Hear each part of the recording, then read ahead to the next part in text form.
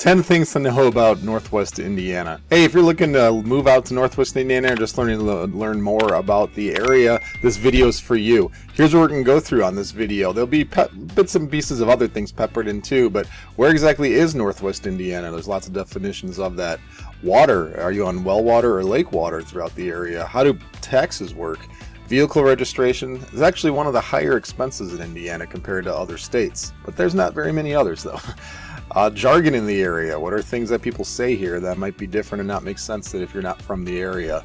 Property values, schools, how are their ratings, and there's a voucher program too that pays for private school. You gotta check that one out. Crime and traffic and commuting. And make sure to hold on to the end because we got a couple bonus facts for you about the area.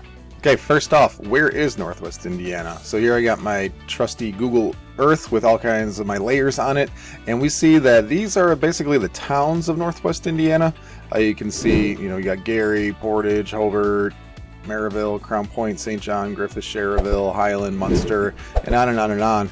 So depending on who you're talking to, they'll define Northwest Indiana a little differently. A lot of us that live on the very northwest end, so here is... So using screen markups, this white line is the Indiana border. So a lot of people that live in Northwest Indiana, the most dense area is, like right against the Illinois border along, I-80 and south really. So this kind of chunk. And so if you're from this region, you're usually talking more about the northwest part. But Valparaiso also is considered Northwest Indiana. Some people would argue that Michigan City can still be Northwest Indiana. But for the spirit of when people say Northwest Indiana, they usually mean the area that's like right against the Illinois border. Alright, and here I'm zoomed out a little bit so we can see some milestones. So here's like downtown Chicago, Sears Tower, Willis Tower is right there. O'Hare Airport's right here. And so like to get to Northwest Indiana from downtown Chicago with no traffic to get right into the border, you're looking at like a half hour. It's pretty quick. But if you want to get all the way to Valparaiso, you're probably looking at about an hour and a half, hour 45 with no traffic. And then if you're going with traffic, that can go up to 50% or double depending on how bad traffic is. So depending where you are in Northwest Indiana really changes your commute, and we'll get back to that commuting towards the bottom part of this video. Alright, getting to the water sources. So by trade I'm a civil engineer, so I'm trying not to geek out too much about this, which is probably totally boring to a lot of people. But so in Northwest Indiana, you're either on well water, so like the town itself will have wells that they treat and then they pump the water into the water mains that then gets into your house, or there's Lake Michigan water. Lake Michigan water is known to be a better source. It's processed more, clean more, and all that stuff. So all the water is safe to drink in the region. But it's either Lake Michigan or it's well water. And so let's give a little background. So for well water, this is like, I actually live in an unincorporated area. So this is exactly how it works in my house, where there's a pump. I got a big shaft that goes down with a pump in the ground that pushes up water into a pressure tank. So that's how my well water works. Most town well water is a little different. So depending on how well, no pun intended, the well water is treated, that you could deal with stuff like this. Like you'll see this a lot in like Cedar Lake, where the community well system there still has a lot of iron in it. And so you'll see that the iron from sprinklers and whatnot will leave a residue, kind of like almost like a shower film, like in a water buildup, like on a shower can happen. And then you'll see the remnants of it. You'll notice it. You can notice it on your fixtures and things, and we'll get to how you mitigate that. And so a lot of people that have wells, like I have these things here are water softeners. I have one here. If you're in like St. John, Cedar Lake, a bunch of other towns that we'll get into, that you'll usually have a water softener. And so what's best to do is to have here, you can see a whole house filter right here. So the water will come in, go through this whole house filter first. That will pick up any bigger particulates, and then it will go into these things together are a well. And not to get in the weeds too much, but it's basically kind of like some packaging peanuts in here, and then the salt brine. Occasionally will, twice a week or so, we'll go in and wash the outside of these packaging peanuts, and that ionizes it so that the water that's coming in from the well will then go through these packaging peanuts, and any sort of hardness or minerals will then stick to the packaging peanuts, and then it kind of cleans itself. So feel free to reach out and I'll give you more details on that. I don't want to bore you to death right now. And then what some people also do if they have really hard water is they'll put this is a RO or reverse osmosis system, and they'll put that just on their where they get water from. So like our refrigerator has a filter, and I think that our water is great. My wife, she likes filtering a little more, so we have one of these things right here. These things are amazing. These are called Berkeys, and like for instance, I have friends that live in Beecher, Illinois. That's actually where I'm from. And the community water there from their wells is horrible. It just tastes bad. It smells bad. But you put the water through here, this Berkey, it's a passive system. This unit costs $300-400 and it lasts like almost forever. You gotta swap out filters every now and then. But you take the lid off, pour water in, multiple gallons at a time, and then you just have a reservoir of great drinking water that tastes amazing. So that's well water. And so this slide is going to get into, so these are the towns I picked up from Northwest Indiana. Arguably there's some others here, but these are the main towns that I do work in. And so as a realtor. Yeah, and that said, I'm going to just say that I am a realtor in Northwest Indiana, and that's why we do these videos. We do these videos to just educate our clients about moving to the area and learning more. And if you're interested in buying or selling, we'd love to help you out. My wife and I are both licensed. Our information's been coming up on the screen here and there, and it's in the description below. Call, text, email, book a Calendly appointment. Either way, you reach out. We'd love talking to you guys. And again, that's why we do these videos. So please don't hesitate to reach out, and we'd love to help you in your buying and selling journey. All right, so getting back to water. So I'll just kind of read through this here. So Cedar Lake, they're on a community well system. Crown Point is a community well system. Dyer, we're on Lake Michigan. That's where I live in Dyer. Hammond, they border Lake Michigan, and they get water from Lake Michigan.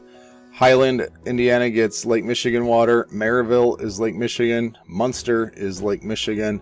Portage is Wells. Cherryville is Lake Michigan water. St. John, they get water from Wells. Lowell is water from Wells, and Valparaiso is water from Wells. All right, property taxes. So one thing that draws a lot of people to Indiana, especially if you're on the Illinois-Indiana border and are looking in this region and you're not sure where you want to land on buying a house, a lot of people will choose the Indiana side because property taxes are significantly lower. So that means that a lot of people end up shopping by payment amount. And so if they're like, hey, I can afford $3,000 a month payment, then that means that on the Indiana side, you're able to buy more house because of that $3,000 payment, maybe only $3,000 of the year is for taxes, and the rest can go towards house, where in Illinois taxes are usually about double, maybe a little more even. So on your monthly payment amount, that makes a difference, as for the same amount of payment you're buying less house and putting more into taxes. But this goes through taxes like through the end of 22. These were stats, so pretty recent here.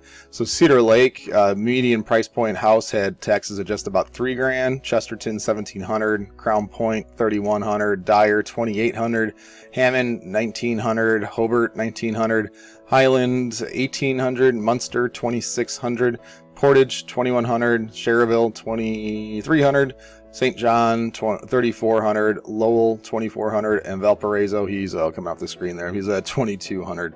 And St. John, will see that this follows home values quite a bit.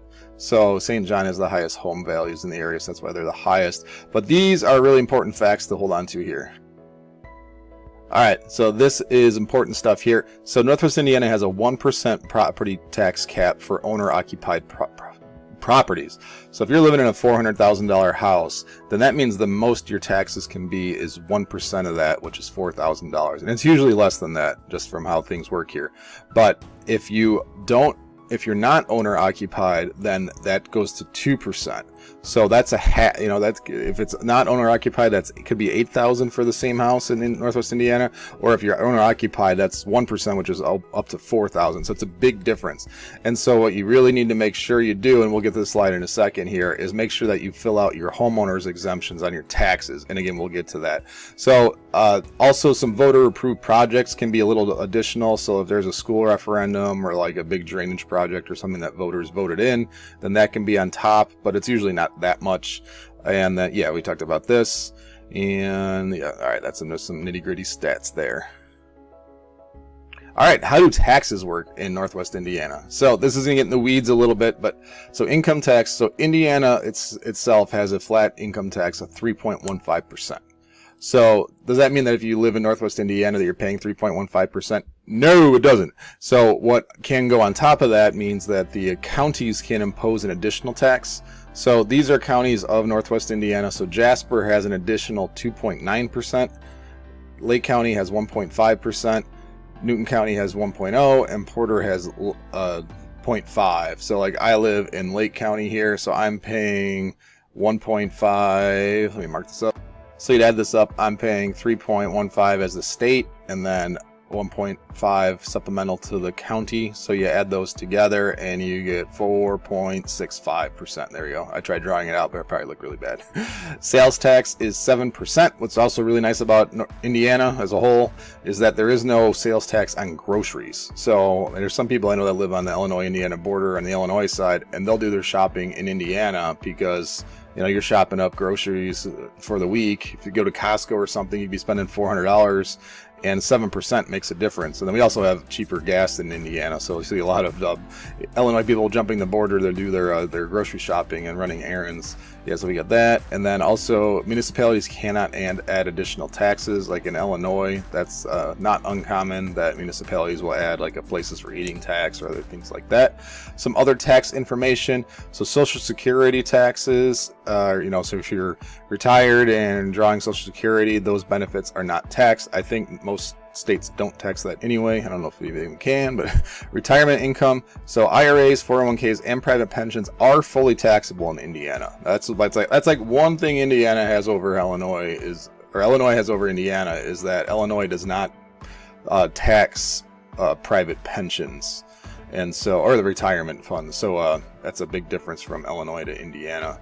But all right, motor fuel tax. This gets into some details about how much taxes are on gas and diesel, and then this is also important to know is that estate inherited tax, there is no tax, which is very nice. All right, so what this is, when we're talking about making sure you have your homeowner's exemption claimed. So when you buy a house in Indiana, a couple weeks after you close, you then go to the county courthouse and you record the paperwork or you fill out your homestead exemption.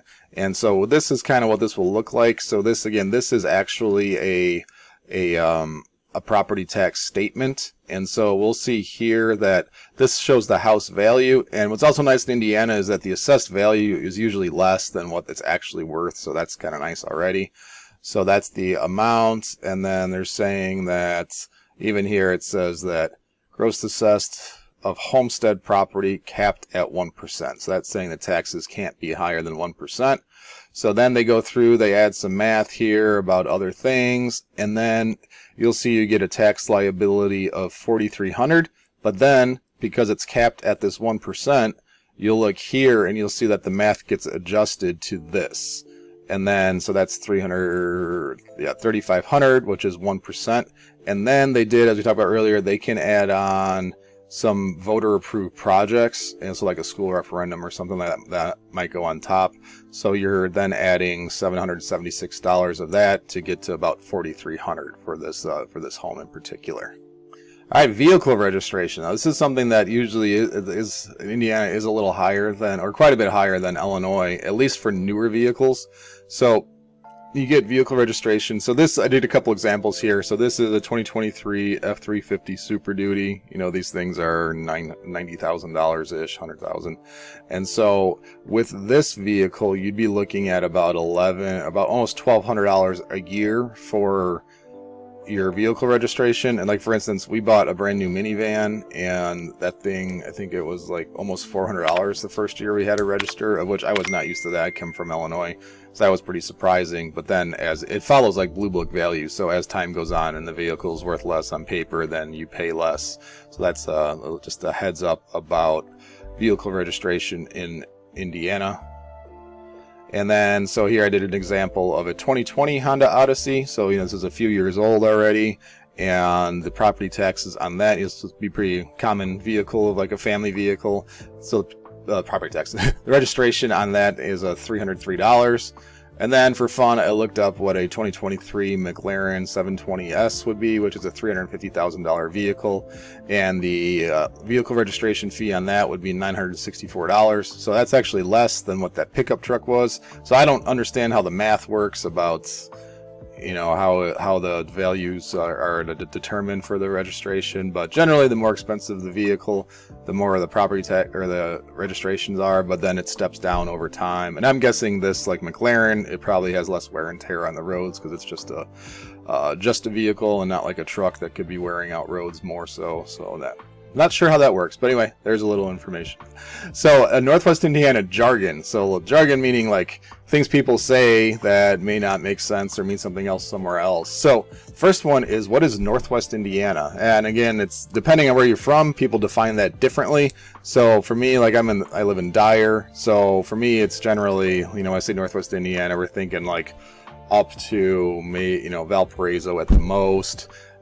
Down to like Lowell, and then some people will think a little bigger than that, like adding in DeMott, going out maybe to Michigan City.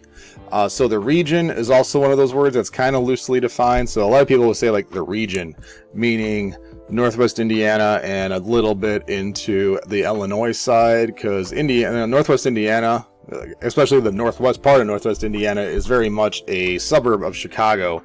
And so the region, when you say the region, it's meaning like both areas, Illinois and Indiana side of this general area. So it's kind of like, you know, what would be your center of where you would go, you know, if you're going out to shopping or going out to dinner or something. What's kind of the region that you would travel to living in this area? Like, what's the limits of what that bubble would be? The city, if somebody says the city, that means they're going down to Chicago. Hardly anybody says Chicago around here. It's usually going to the city. Tri-town, that's another one that's kind of defined differently. Like, to me, it means Dyer, Schererville, and Munster.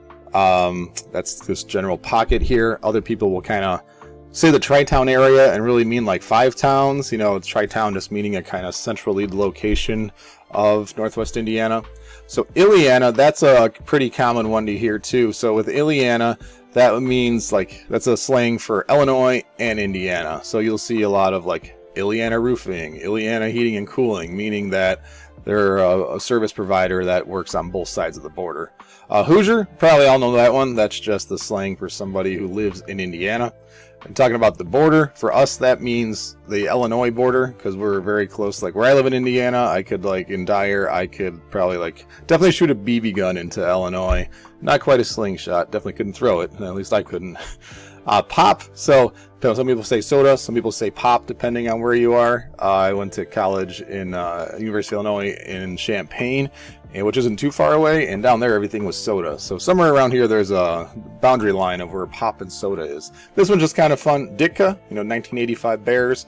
Again, since most Northwest Indiana are Chicago transplants or just from the general region, Ditka's popularly known as the coach. So you'll hear a lot of Ditka jokes out here, and the Bears. So this is just kind of fun. A little extra here is that even though we're in Indiana, which has the Indianapolis Colts, I don't even know actually who the Indiana baseball team is. Most of us from Indiana, Northwest Indiana, are Chicago fans of the sports team. So it's White Sox, Cubs, Bears, all that stuff. So there's a handful of Colts fans out here, but it's mostly the Chicago transplants of sports enthusiasts. All right, home prices. So this is a slide that has lots of details. I'm going to go through it fast, so feel free to rewind, and also below in the chapters we'll show these where you can just click and get a little more info. So home prices, I looked this up actually today. I'm filming this video on July 22nd, 2023. And so Cedar Lake, this is just median single family. So no condos, no townhouses, just single family homes. Median price was $330,000. Days on market 31. Chesterton 350,000. Days on market 19. Crown Point 360,000, 12 days on market. You can see the days on market. I won't state those for just to not bore you to death here. But Dyer's 417.5 thousand, Hammond 177,000, Hobart 235, Highland 278, Munster 411, Portage 286, Schererville 382, St. John 406. Lowell 367, Valpo 333, and actually Crown Point is usually I'm sorry, no. St. John is usually the highest priced one. There must have been some blips in data last week where some like really cheap houses sold or something. But St. John is usually the highest price point in the region. And then, so we're looking at Dyer as number 2. So you can see that there's quite a bit of price difference depending on where you're at in the region. Again, I'm saying region meaning Northwest Indiana. So when you think of Northwest Indiana, one thing to really just keep in mind is that it's very different depending on where you are. I think a lot of people think of Northwest Indiana as like one big homogeneous area, and it's significantly different because again, you see here that in Hammond you can buy a house for $178,000, but Dyer you're looking at $417,000. So there's a big price, factor of 2 plus there. So just keep your eye on when you're looking into the region that you need to, it's very different depending on where you are. All right, so now we're going to transition into high schools and what are their rankings. So the rankings that we looked at was from niche.com. They've got a lot of great data there if you want to check it out.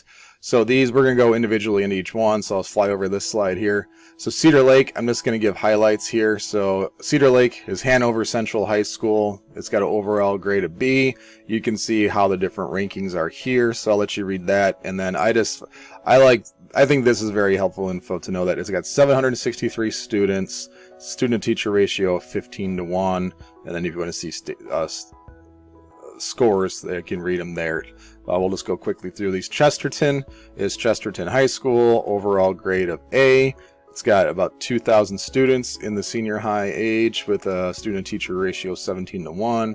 Crown Point, overall A. It's got 3,000 students in the 8 to 12 range with a ratio of 23:1. Dyer is in the Lake Central High School, and you'll see there's a number of towns that all feed into Lake Central. So overall grade of A. It's got 3,200 students in the senior high, and that's all one high school, just so you know. Just keep that in mind. Some people aren't a big fan of the high school being so big in the area. Student-teacher ratio of 20:1. Hammond, overall grade of D+. Got 1,900 students with a student-teacher ratio of 15:1. Hobart is B, overall B. It's got 1,200 students in that range with a student-teacher ratio of 19:1. Highland B+, and that is about 1,000 students, student-teacher ratio of 16:1. Munster, this is the highest rank that we'll see, A+. Can't really get better than that, can you? So they've got 1,580 students, student-to-teacher ratio of 18.1. And Munster is known to be really good schools, and their facilities are really nice. So sometimes I've had people that have been, if they're looking kind of on the border, like they've been pretty flexible in where they want to live, they've picked Munster because of the really awesome schools. But just for the record, though, like Dyer, Cherville schools, those, Crown Point, a lot of them are still really good. It's just when you see their rankings like this and you see how nice their facilities are, sometimes it's people, that's where it's an easy landing spot for people. Portage B-, you got 2,300 students with a student-teacher ratio of 15:1. Cherville is also Lake Central. We covered that. St. John, also Lake Central, and that's, so it's got 3,200 students. Lowell has its own high school, about 1,000 students with a student-to-teacher ratio of 16:1. Valpo has its own high school, Valparaiso High School, 2,000 students, student-teacher ratio of 15:1. And then this is really neat. I just want to camp out on here for a second. So my kids go to a private Christian school, and they've been going there for years and years and years, and we've paid for that 100% out of pocket until last year. So Indiana has a voucher, they call it the Choice Voucher. Oh, here it is, Indiana Choice Scholarship Program, also called the Voucher Program, or Scouts, or Scholarship Voucher Program, Choice Voucher. So you'll see people use it different words, but those three words are usually somewhere in there: Indiana Choice Voucher and Scholarship Program. So that's what all the same thing. There's more info here, but basically, if you live in Indiana and you have a pulse and you don't make a gazillion dollars a year, then you generally qualify for this program. And so what this is, you go to this website. The main items are, it will tell you what schools are in the program, and then it gives you some information on how to get into the program. But if you were interested in sending your kids to a private school, Indiana pays majority of it. Like they're paying like 80% of our kids' tuition, and in Lake Central School District, where my kids would otherwise go, it's like, oh, I forget the number. I think it's like $6,500 a year per student. Might be a little higher than that, actually, than that they cover. So it's a really great program, and we didn't even know about it until my sister told me. Thanks, Katie. And then we were like, oh my gosh, we can stop paying for tuition now. So that's actually a huge difference in the family budget. So just wanted to call that out in the voucher program. Now Illinois does not have that, just so you know. So again, that's another people that, and actually, let me go back. Since this program, there used to be income limits that were a lot lower, but then last year those income limits went super high, and that's actually caused like a surge of interest into the Indiana private schools, and people have actually been moving the border so that they qualify, because residency is a requirement, so they've been jumping the border to qualify so that they can then send their kids to the private schools here, which is pretty neat. And then, yeah, crime. So crime, I'm using data from city-data.com, and so we're going to go through the same towns that we looked at for schools. We're just going to look at crime levels. So Cedar Lake, it has a overall crime level of, it shows this gauge showing like 52-ish or something, and I think this gauge, from my first glance at it, orange looks like, if you see green, that usually means good, orange means worry about it. I think this gauge system makes people a little overly concerned. Like, I know a bunch of people that live in Cedar Lake and they don't really have any crime concerns living there, but we'll see. You got to rank it somehow. So this scale goes from 0 to 100. It shows it at a little over 50. Chesterton, that shows it at 35. Crown Point shows it at under 30. Dyer here at like 12.5. Hammond over here at about 90. And I just thought was interesting. Yesterday I had a conversation with somebody who stopped by, actually, and they were talking about moving out of Hammond because they wanted better schools. And we saw the school rankings earlier for Hammond. But that's, and again, if you live somewhere where you don't like the public schools, you could do the choice voucher program to get funding assistance to go to private school. Hobart, crime of about 75 on the scale here. Highland, a little over 50. Munster, about 40. Portage, a little over 60. Cherville, 32.5. St. John, 17. Lowell, a little under 20. Valpo, under 45. And again, I would agree with, from knowing the area, like any of these towns that are in the green are like, living there with no concern at all. Even with how the scaling works, it seems like maybe like if you get above 70, you might be concerned about the area. But all right, cool. So now we're going to transition to commuting. So again, most of Northwest Indiana are Illinois transplants, or they're from people that have transplanted from Illinois, and then it's the second or third generation here. So this is just commuting too. So I won't read through this so I don't bore you guys, but you can see these are commuting times I mapped from, the city centers of these towns to O'Hare Airport, and this will show you that. It does make a big difference as to what time you're going and what route you have to take to get around. And so now we're going to go to Google Earth, and I'm going to talk through some of the main routes here. I'll try to make this just a minute or two. So I-65 going north and south is a main thoroughfare for the whole area. So if you're going south to like Indianapolis or south anywhere really, you're going to funnel to 65 from one way or the other, and then go south or north. The Route 30 is also a main thoroughfare through the area. That takes you all the way to Valpo, all the way to Illinois.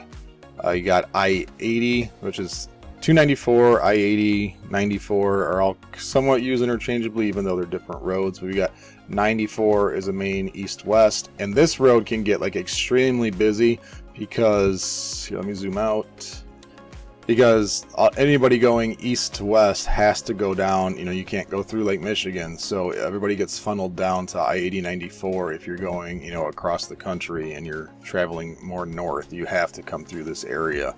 So that can get busy during rush hour. And then if you're going to the city, you would end up taking, you could take depending where you're coming from, you could take 65 over to Route 30, or 65 up to 80-94, and then you're going to head up to 294. Okay, so now that I'm zoomed out more, you can really see how here's Lake Michigan, and so everybody, here's Wisconsin. So if you're trying to go west to east or east to west, you have to go down through, and you're going to take, 8094 over here. So again, this was 65-ish was over here somewhere. And then so if you're going to go north to the city, this is 94. That then comes, like, you can take to 8094 and go east-west, then south again. If you're going further out to the suburbs, then you could take I-80 to 294, and then that gets you out to, various locations, or further west on 80 gets you out to, like, Joliet and that way. So commuting can get pretty crazy, especially if you're a Chicago commuter. And the trains there's not a lot of train options in Northwest Indiana. If you're in the Valpo region, you can take a train to the city, but you're looking at, you're a 2-hour commute each way by the time you drive to the train station and then go to Chicago. And then if you live in this region of Northwest Indiana, you're usually going to, like, University Park first to then hop on a train and then go to the city. So you're looking at an 1.5-hour commute that way too. Okay, so there you have it. There's 10 things to know about Northwest Indiana, peppered in some other fun facts for you as we went. And if you have any questions, please reach out. We love hearing from you guys. Our contact information is on the screen and below. We'd love to help you with your buying and selling journey or answer any questions you may have. Thanks for watching, and we'll see you in the next one.